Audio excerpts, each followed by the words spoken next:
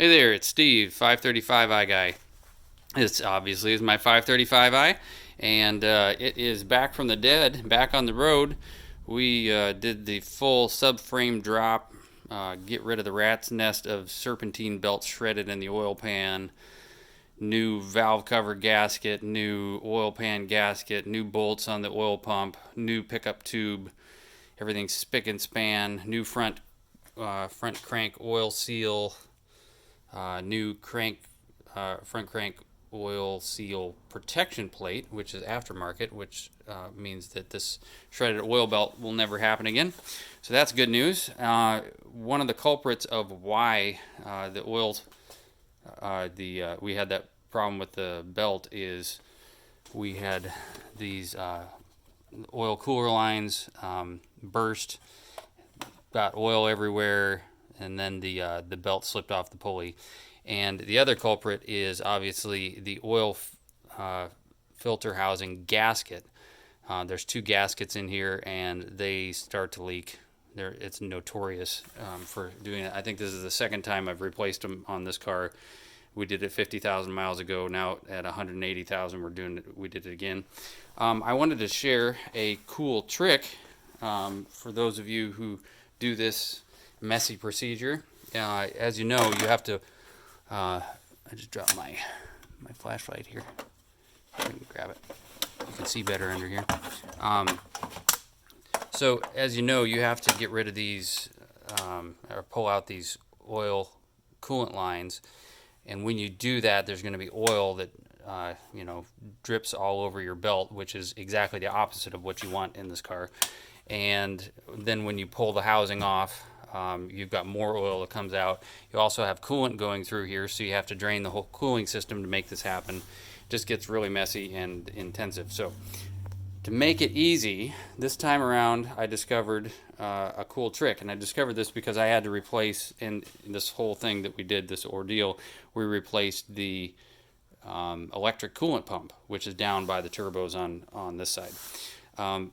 So one of the tricks with that is that you have this auto bleed procedure, and what you do is you turn the ignition on, engine off, fan on low, heat on high, and then you hold the accelerator down for 10 seconds, and it will kick that pump into a auto bleed mode, where it will start to circulate around the engine. It'll circulate the coolant all through the system, pushing all of the air bubbles back up through the coolant overflow line to the coolant reservoir. So that's great for bleeding your system, but I had an idea. What if you pop this coolant return line off, put it in a 1-gallon jug, and start the system up? What ends up happening is it will pump all of the coolant, as much as it can get, back up into here.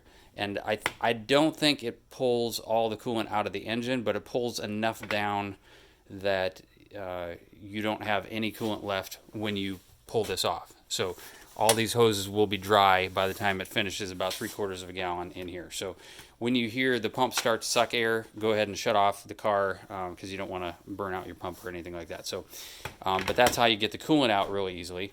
Then for the residual oil, what I did is I took a fluid transfer pump like this, and you put the suck line down in these holes. So you pull one of these, the high one, off first, slide the line down into the coolant feed line, and start pumping. And you'll pump off a little bit of oil. Once you're dry, close that back up. Do it the same with this one, and you'll have pumped off most of the oil off the top of the oil cooler. Next, pop the oil filter cap off.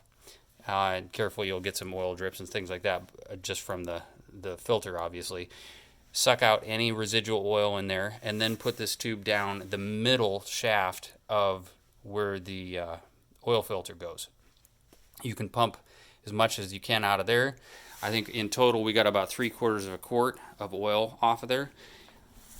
Then we popped off the coolant hoses, that one and that one. They were bone dry. and we took off the 3 bolts, popped off the oil filter housing, and we had a couple drips. That's it. It was very, very dry. It was great. This was the cleanest oil filter housing gasket replacement that I've ever done. So that's and obviously worded wise, you want to put something over your belt just to make sure any residual drips don't get on your belt. But this was super clean, super easy. So remember those 2 tricks. You can use these drain bolts or bypass bolts. I don't know exactly what the purpose of that is, but you can pop that open. Maybe that's exactly why they designed it this way. But open it up, pull out as much oil as you can, pull as much oil as you can out of there before doing it, and use the auto bleed procedure for the coolant to get that set up, to get all your coolant out enough to not make a mess. And then when you're done, obviously put the coolant back, reconnect that hose, start the auto bleed procedure, and go to town. You should be good to go. All right, I hope that's helpful for someone, and we'll see you out on the road.